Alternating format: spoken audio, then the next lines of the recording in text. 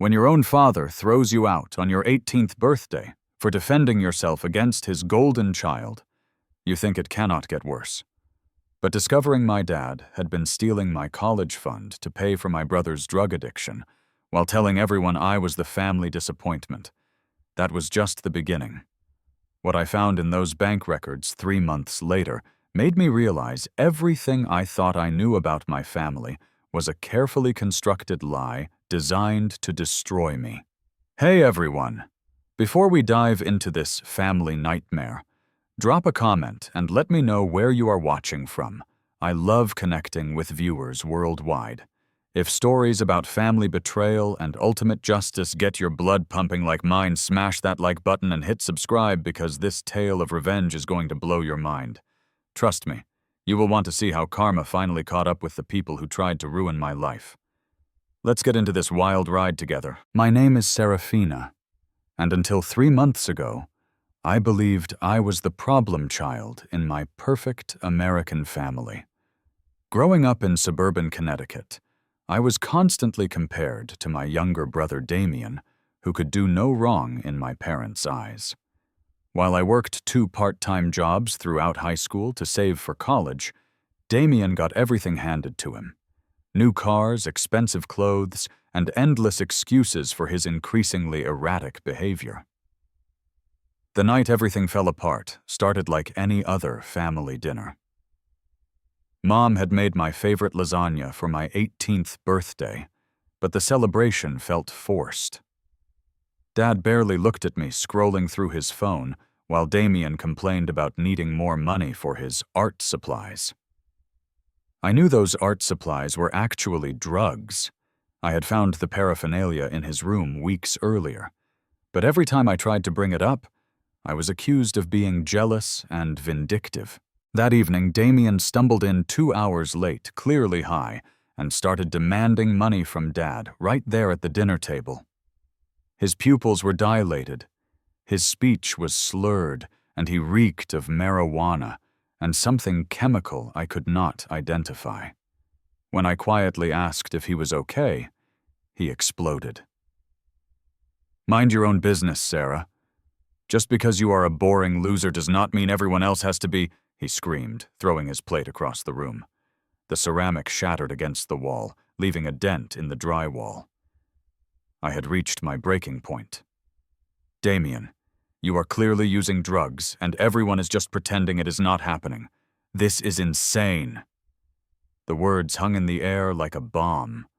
Dad's face turned purple with rage, but instead of addressing Damien's obvious intoxication, he turned all his fury on me. "How dare you raise your voice in this house?" he roared, standing up so fast his chair toppled backward. "How dare you make accusations against your brother on your birthday of all days? Dad, just look at him. Look at his eyes. He can barely stand up straight." But Dad was already advancing toward me, his fist clenched. "I have had enough of your jealousy and your lies, Seraphina. If you cannot show respect for this family, then you do not belong in it." What happened next still haunts me. My own father, the man who taught me to ride a bike and helped me with homework, grabbed me by the shoulders and shook me so hard my teeth rattled. When I tried to pull away, he backhanded me across the face with enough force to split my lip and send me crashing into the kitchen counter. Mom gasped, but did nothing. Damien actually laughed. "Get out!" Dad hissed, his voice cold and flat. "Get out of my house and do not come back. You are not my daughter anymore." I stood there, blood trickling down my chin, staring at the people who were supposed to love me unconditionally. "Dad, please, I was just trying to help." "Get out!" he bellowed, and I knew he meant it. I grabbed my keys and drove to my best friend Madison's house, where I cried until I threw up. Her parents immediately took photos of my split lip and bruised cheek, insisting I file a police report, but I was too devastated to think clearly. How do you report your own father for assault? How do you explain that your family chose your drug-addicted brother over you? For 3 months, I lived in Madison's guest room, working double shifts at the local diner to save money for a studio apartment. Dad had cut off my phone plan, closed the joint savings account where I kept my college money, and told everyone in our extended family that I had become uncontrollable and violent. Aunts and uncles I had known my whole life stopped speaking to me. Cousins blocked me on social media. I became a ghost in my own family. The breaking point came when I tried to access my college fund to pay for my first semester at community college. I had been saving every penny since I was 14, contributing birthday money summer job earnings, and even selling plasma to build up what I thought was nearly $8,000. But when I went to the bank with my documentation, the teller's face went white. "Miss, I am sorry, but this account shows a balance of $17.32. My blood turned to ice. "That is impossible. I have been making deposits for 4 years. There should be almost $8,000 in there." She pulled up the transaction history, and my world collapsed. Withdrawal after withdrawal, all authorized by my father as the account co-holder. $1,500 in January, $2,000 in March, $1,200 in April. The money I had broken my back to save was gone, systematically drained over the past 8 months. But it got worse. Much worse. As I stared at those bank records, a pattern emerged. Every withdrawal corresponded with times when Damien had gotten into trouble. After his car accident in January, after he got caught with drugs at school in March, after his arrest for shoplifting in April. Dad had been stealing my college money to pay for my brother's legal fees, rehab programs, and bail bonds, while telling everyone I was the irresponsible one. The teller, seeing my distress, quietly mentioned that if I suspected fraud, I could request detailed records going back several years. What I discovered in those documents made me physically sick. Dad had been skimming money from my account almost from the beginning, but the major thefts had escalated dramatically over the past year as Damien's addiction worsened. Sitting in my car outside the bank, holding evidence of years of financial abuse, everything clicked into place. The reason Dad was so quick to throw me out was not because I had disrespected the family.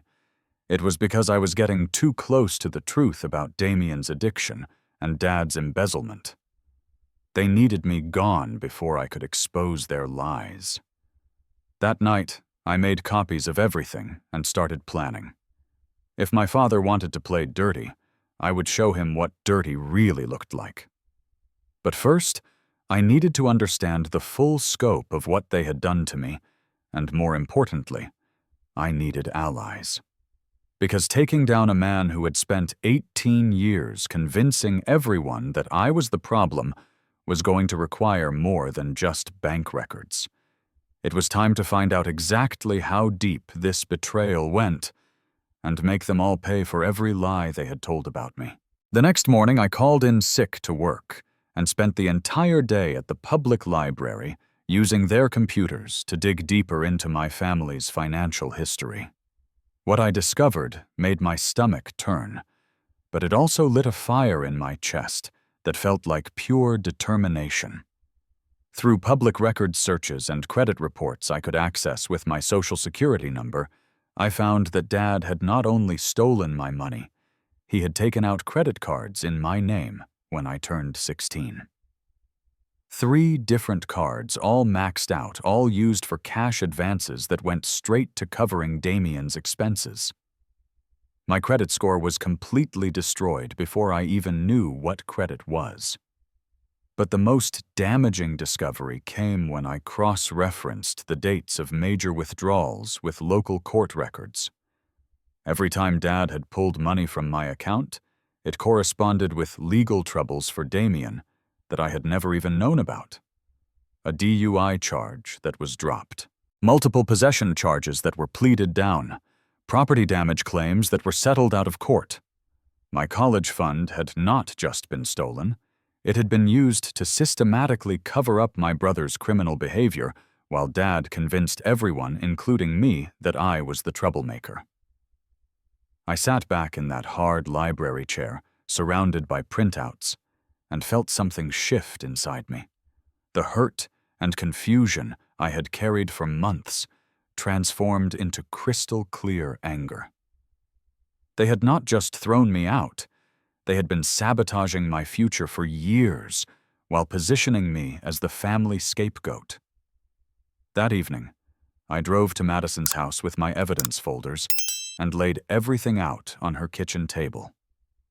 Madison's mom, Patricia, worked as a paralegal at a downtown law firm, and when she saw the documents, her face went from sympathetic to furious. "Seraphina, this is not just family drama," she said, adjusting her reading glasses as she studied the bank statements. "This is identity theft, embezzlement, and financial abuse. Your father could go to prison for this." "But would anyone believe me?" I asked, voicing the fear that had been eating at me. "He has already convinced everyone that I am unstable and vindictive." Patricia smiled grimly. "Honey bank records do not lie, and neither do court filings. We are going to make some calls." Over the next week, Patricia connected me with a lawyer who specialized in family financial abuse cases. Amanda Rivers was a sharp-eyed woman in her 40s who had built her career on helping young adults who had been financially exploited by their parents. When I showed her my evidence, she actually whistled low under her breath. "In 20 years of practice, I have rarely seen such systematic and calculated theft," she told me.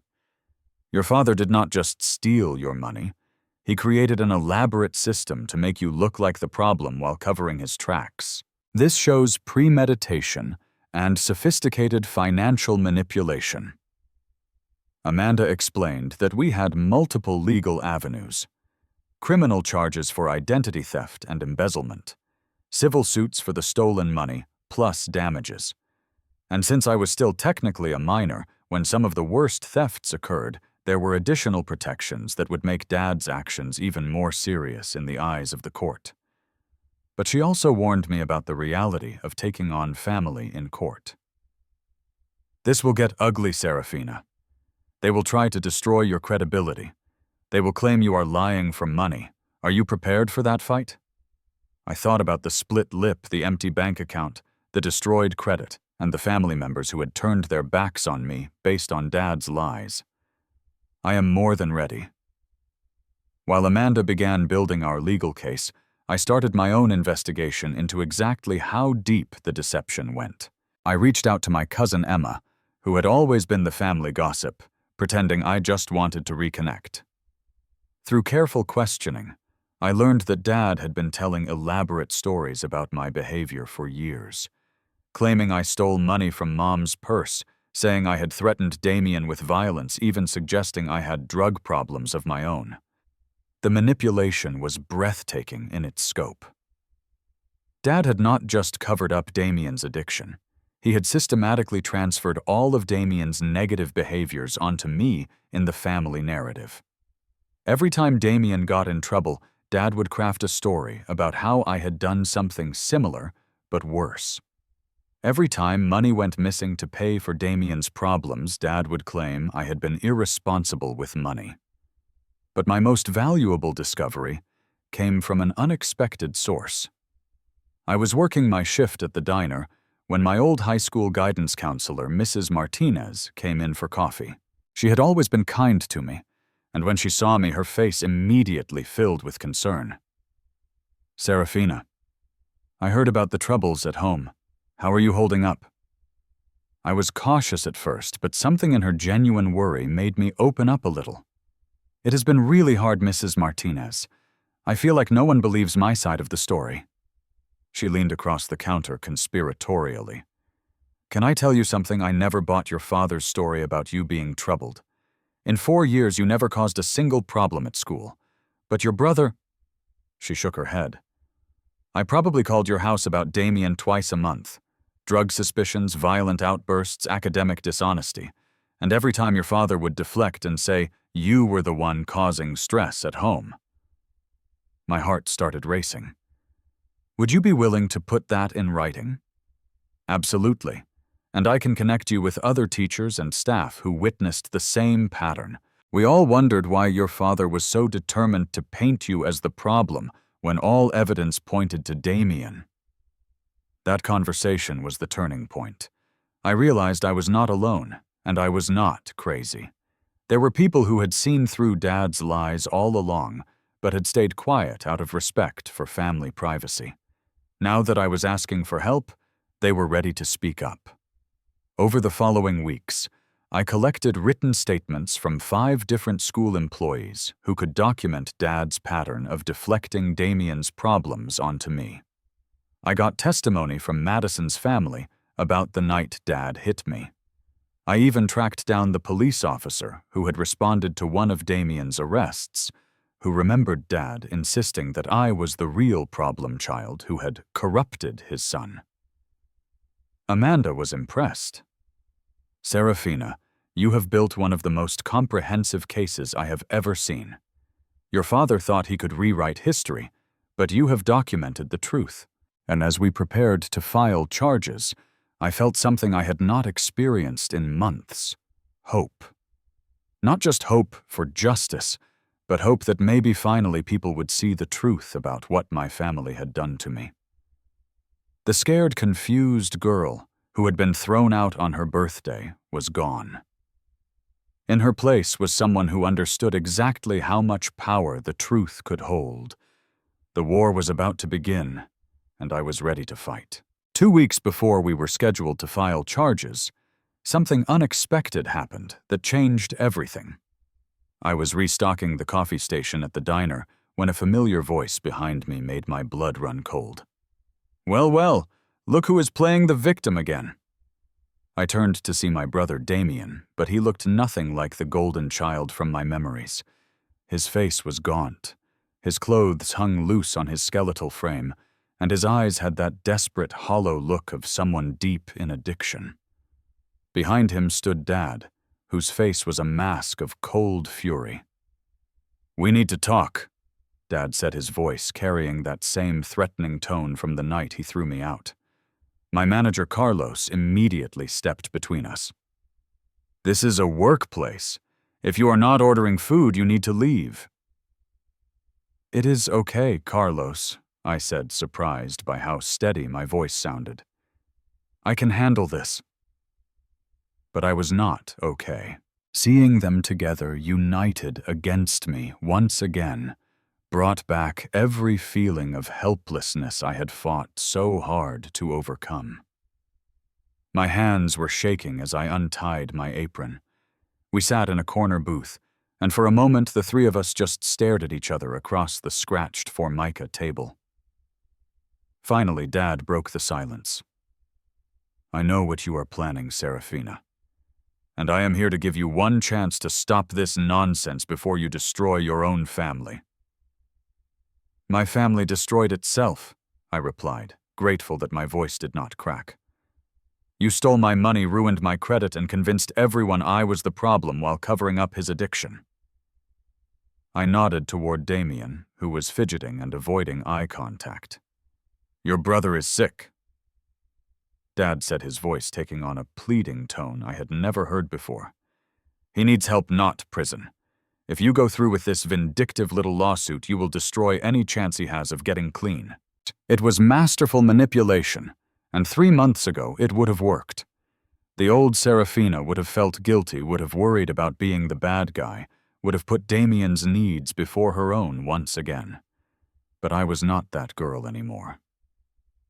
"Where was your concern for my future when you were stealing my college money?" I asked. "Where was your worry about destroying lives when you ruined my credit and turned the whole family against me?" Damien finally looked up, and what I saw in his eyes was not remorse or love. It was calculation.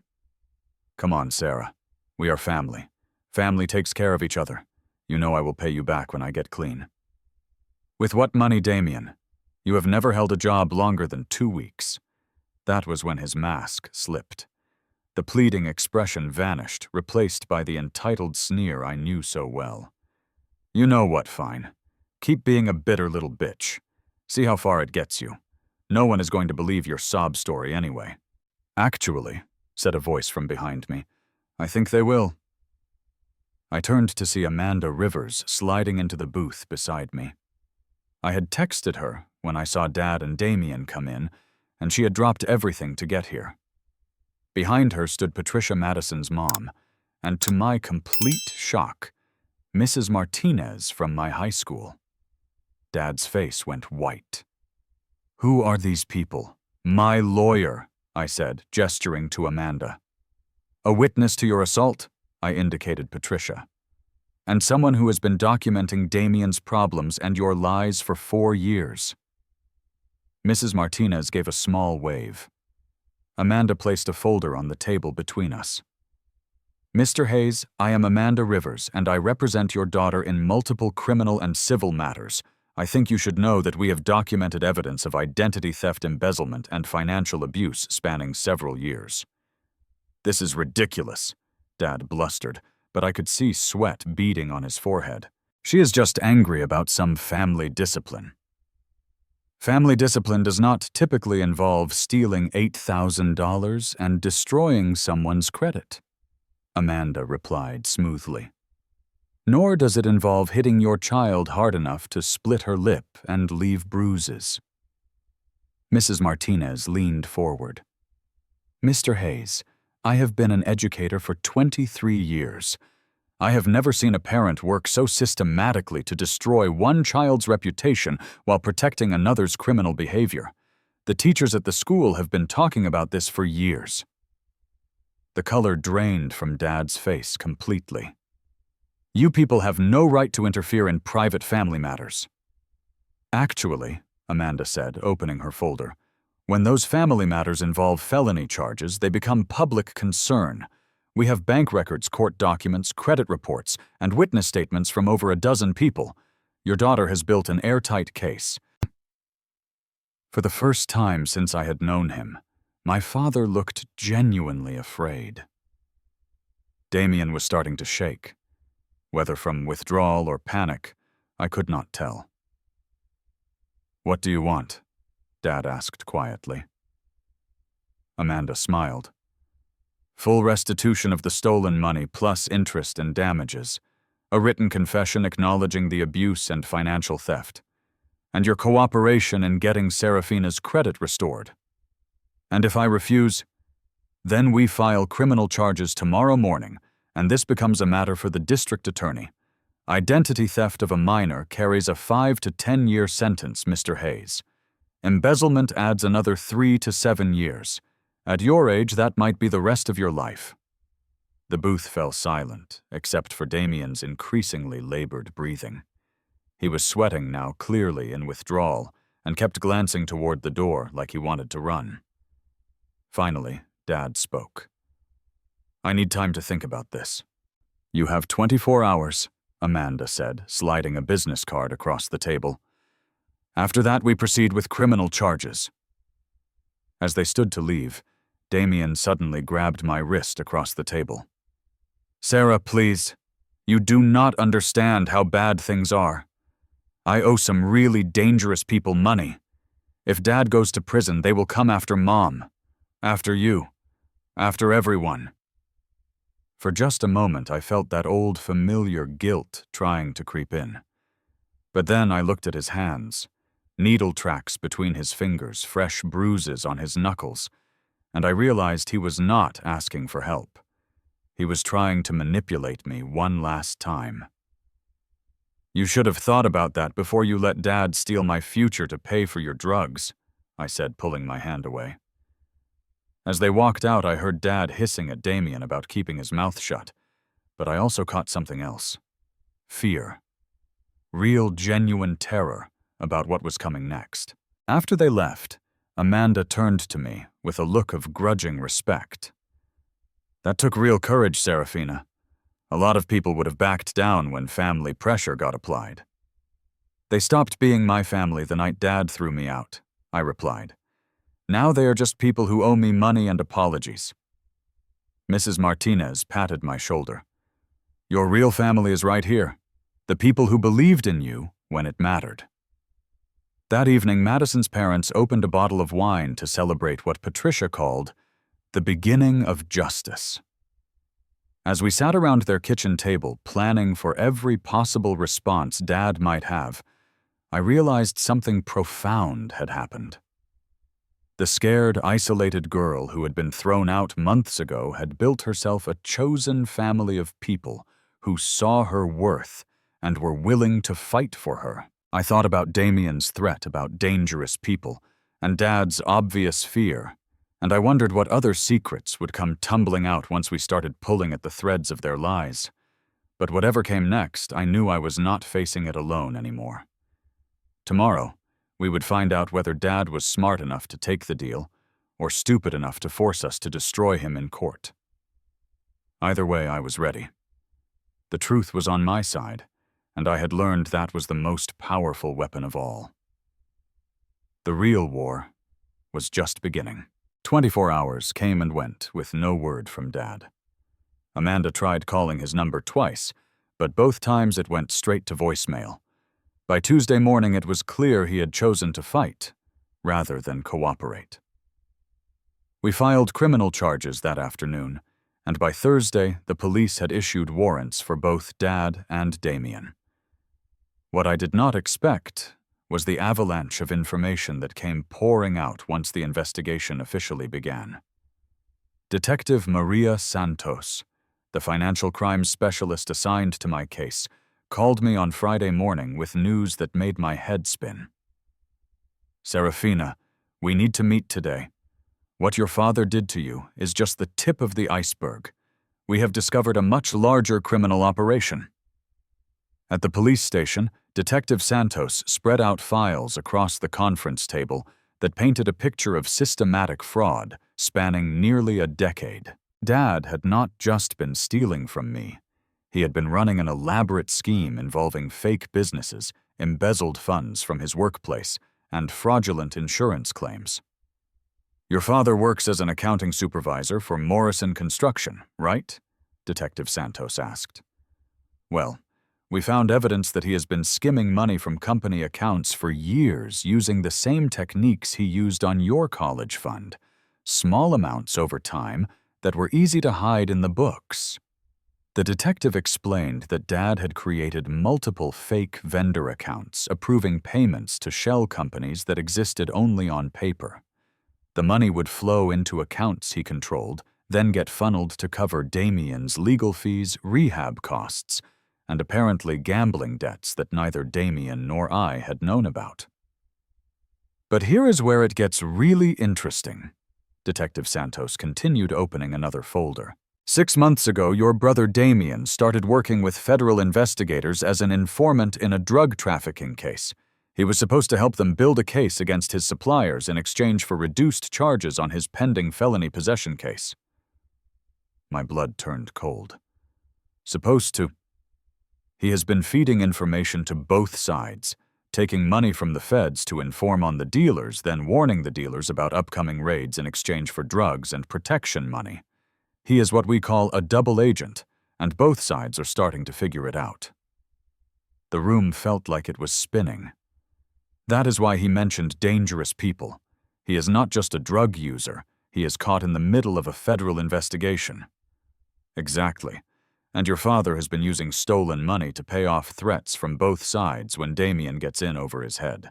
The $8,000 from your college fund, most of that went to covering a debt to a dealer named Carlos Vega after Damien got caught selling diluted product. Detective Santos showed me surveillance photos of Dad meeting with men I did not recognize in parking lots, handing over envelopes of cash. Bank records showed withdrawals that corresponded perfectly with these meetings. What I thought was a simple case of family financial abuse had revealed a criminal network involving federal cases, dangerous drug dealers, and systematic corporate embezzlement. "Where are they now?" I asked, my voice barely above a whisper. "Gone. Your father cleaned out his remaining bank accounts on Wednesday and disappeared with your brother. We think they are running from both the law and the dealers they have been double-crossing. But here is the thing, Seraphina. You are safe. You are actually safer now than you have been in months." Detective Santos explained that by exposing Dad's theft, I had inadvertently triggered a federal investigation that brought down an entire money laundering operation. My college fund had been used to clean drug money through Dad's fake business accounts, which meant I was actually a victim in a federal case, not just a family dispute. The FBI has been trying to build a case against the Vega organization for 2 years, she told me. Your bank records provided the missing link they needed to prove the money laundering charges. You might have just helped put away some very dangerous people. That afternoon, FBI Special Agent Jennifer Walsh sat in Amanda's office and explained how my stolen college fund had become evidence in a federal organized crime case. The $8,000 Dad took was not just theft. It was part of a larger scheme to legitimize illegal drug profits through fake construction contracts and fraudulent business transactions. Your father was not just enabling your brother's addiction, Agent Walsh explained. He was helping him launder money for a criminal organization. When you started asking questions about your missing funds, you threatened to expose the entire operation. Everything suddenly made perfect sense. Dad's violent reaction to my questions about Damien was not just about protecting his golden child, it was about protecting a criminal enterprise that could have sent him to federal prison for decades. Throwing me out and destroying my reputation was not family dysfunction. It was a calculated move to discredit the one person who could unravel their scheme. What happens now? Amanda asked. Agent Walsh smiled grimly. Now we wait. Your father and brother are fugitives in a federal investigation. Every law enforcement agency in the country is looking for them. And when we find them, they will face charges that could put them away for the rest of their lives. As we walked out of the FBI field office, I felt strangely empty. For months I had wanted justice, had wanted them to pay for what they did to me. But I had imagined a courtroom victory, a dramatic confrontation where I proved my innocence and exposed their lies. Instead, they had simply vanished, leaving behind a trail of federal crimes and dangerous enemies. Are you okay? Amanda asked as we sat in her car outside the federal building. I thought about it for a long moment. I think so. I mean, I always knew they were criminals, but I thought they were just family criminals. Petty theft and lies and covering up addiction.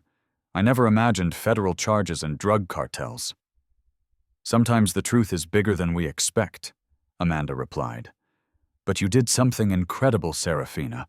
You stood up to people who had spent years convincing you that you were worthless, and in doing so you helped bring down an entire criminal network. That evening, I called Mom for the first time since my birthday. The phone rang 4 times before she answered, and when she did, her voice sounded broken. Seraphina, oh honey, I am so sorry. I am so sorry. For 2 hours, she cried and told me everything she had been too scared to say before. How Dad had threatened her if she contacted me. How he had convinced her that I was dangerous and vindictive. How she had wanted to help me but was terrified of ending up homeless if she crossed him. I should have protected you, she sobbed. I should have seen what he was doing, should have stood up for you. I was just so scared and I let fear make me a coward. Mom, I said, surprising myself with how calm I sounded. You were a victim too. He manipulated all of us. But even as I said it, I knew something fundamental had changed. I could forgive Mom's fear, could understand her position, but I could not forget that when I needed her most, she had chosen her own safety over mine. Some bridges once burned can never be fully rebuilt. The criminals were gone, but the real work of healing was just beginning. 3 weeks after Dad and Damien disappeared, their criminal empire began collapsing in spectacular fashion. Morrison Construction, where Dad had worked for 15 years, filed a lawsuit against our family for $200,000 in embezzled funds. The house I grew up in was seized by federal marshals as proceeds from criminal activity. Mom, who had known nothing about the extent of Dad's crimes, found herself homeless and facing potential charges as an accessory.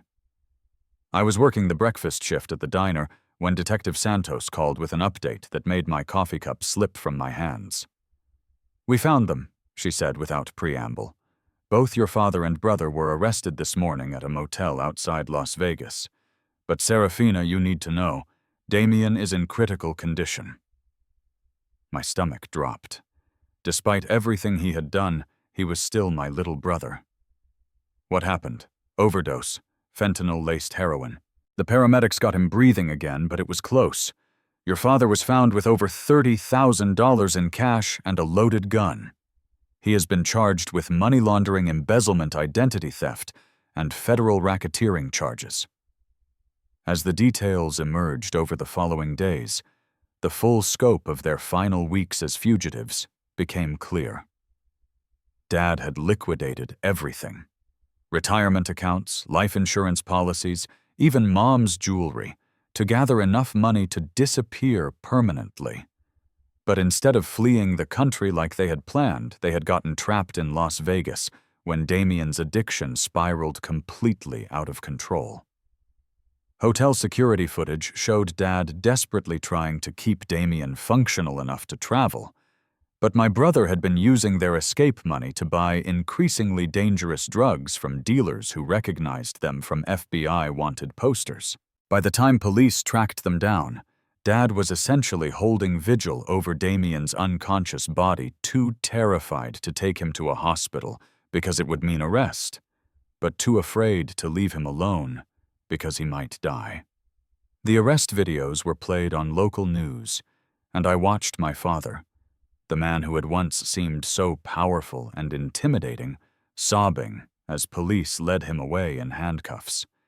He looked like he had aged a decade in 3 weeks.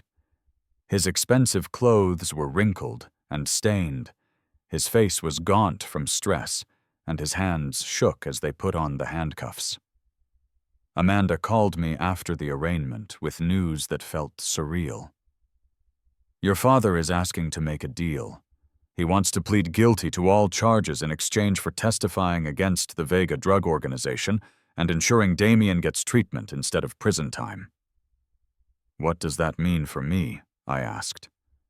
"Full restitution of everything he stole, plus punitive damages. He is also willing to publicly admit to the abuse and manipulation. Essentially, he wants to confess to everything in exchange for trying to save your brother's life." I sat in my tiny studio apartment that night, staring at the official court documents that would clear my name and restore my future. After years of being gaslit and manipulated, I held legal proof that everything Dad had said about me was a lie. Bank records, witness statements, and his own confession painted a clear picture of systematic abuse designed to cover up massive criminal activity. But the victory felt hollow. I had gotten justice, but at the cost of watching my family completely self-destruct. Mom was living in a homeless shelter, having lost everything when the house was seized. Damien was in a medical prison ward, fighting for his life while facing federal drug charges. Dad was looking at 20 to 30 years in federal prison. The strangest part was the phone calls I started receiving from extended family members who had shunned me months earlier. Aunt Rebecca, who had blocked me on social media after Dad told her I was stealing, called crying and begging for forgiveness. Uncle Tom, who had refused to attend my high school graduation because he believed I was a bad influence on my younger cousins, sent a long email explaining how sorry he was for believing Dad's lies. "We should have known," Aunt Rebecca sobbed during our painful phone conversation. "You were always such a good kid. But your father was so convincing, and the stories he told were so detailed. He said you had stolen prescription drugs from your grandmother's house, that you had threatened to hurt yourself if you did not get your way. We thought we were protecting our own children by staying away from you." Each conversation was like picking at a partially healed wound. I wanted to forgive them, wanted to rebuild relationships with people I had loved before. Dad turned them against me. But I also could not forget how easily they had abandoned me based on lies. How quickly they had chosen to believe the worst about me without ever asking for my side of the story. The most difficult call came from my cousin Emma, who had always been like a sister to me growing up. She had been one of the first family members to cut me off, and her betrayal had hurt almost as much as my parents' abuse. "Sarah, I know I have no right to ask for your forgiveness," she said, her voice thick with tears. "But I need you to know that I never stopped loving you. I was just so scared of your father, and he made it seem like staying away from you was the only way to protect my family." "What did he tell you exactly?" I asked, not because I wanted to hurt her, but because I needed to understand the full scope of his manipulation. Emma's voice broke as she recounted the lies Dad had spread.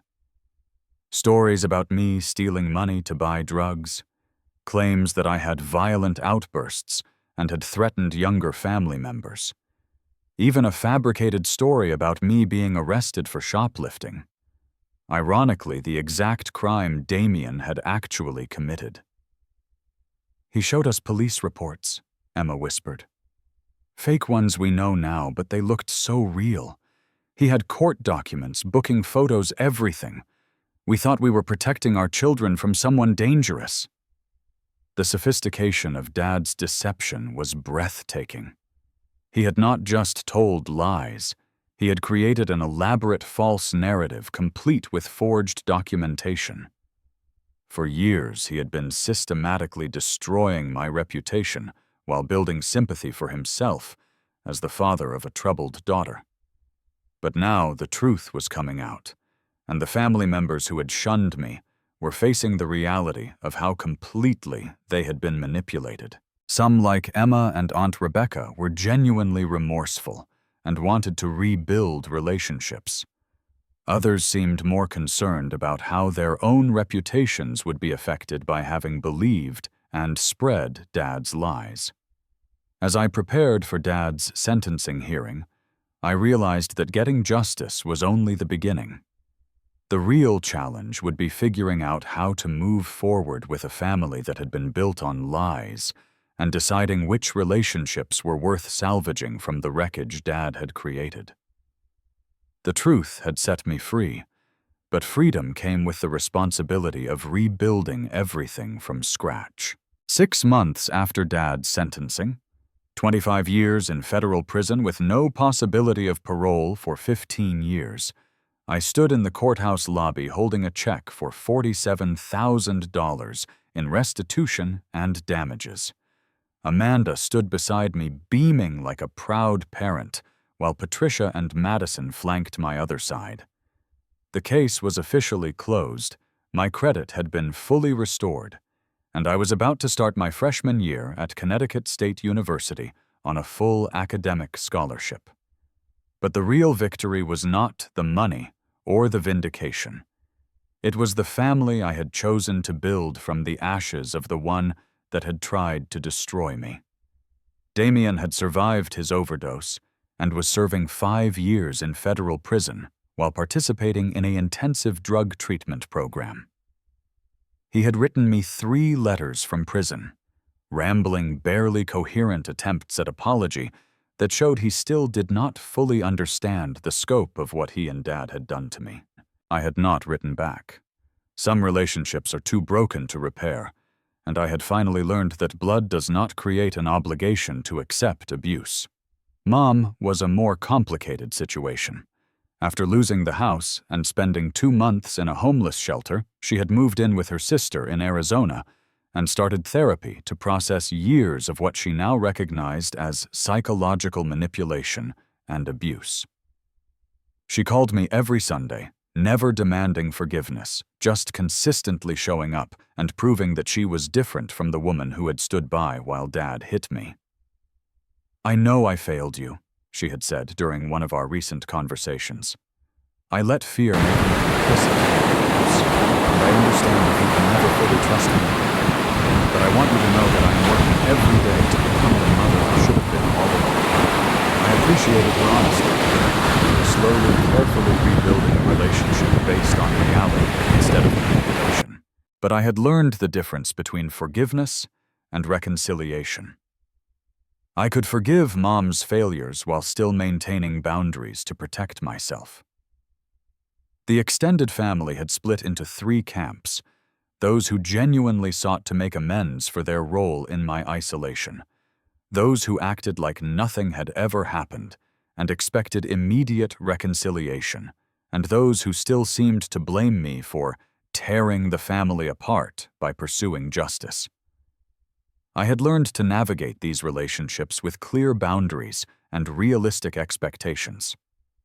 Aunt Rebecca and Emma had proven themselves through consistent actions over months, showing up to help me move into my dorm, attending my community college graduation, and defending me when other family members tried to minimize what Dad had done.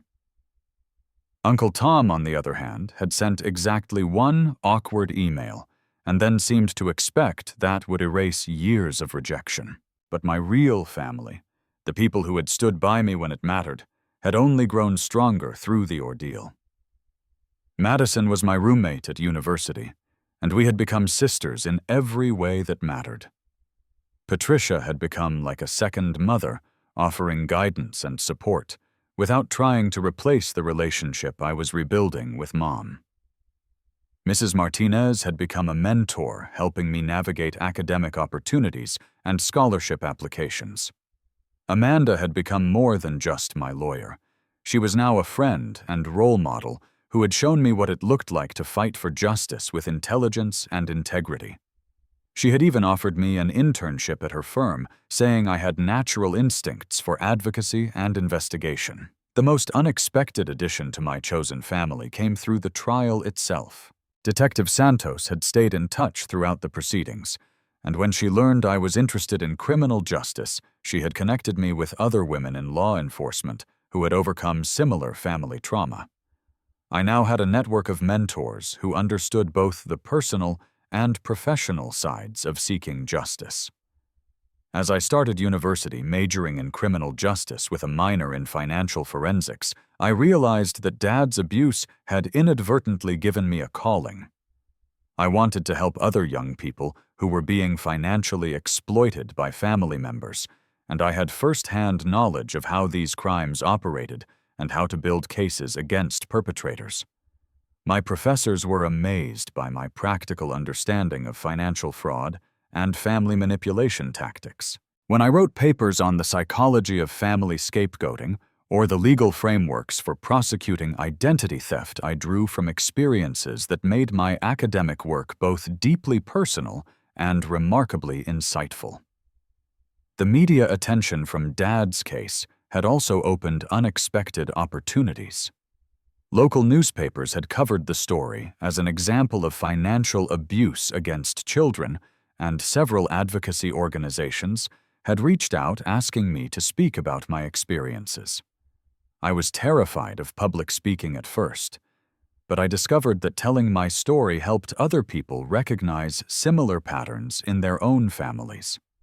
At my first speaking engagement at a community center in Hartford, a young man approached me afterward with tears in his eyes. He thanked me for helping him understand that his father's control over his finances was not normal family oversight, but criminal behavior. 6 months later, he successfully prosecuted his own case with help from Amanda's firm. These moments reminded me why the fight had been worth it. Justice was not just about punishing the people who had hurt me. It was about preventing them from hurting others and empowering more victims to seek help.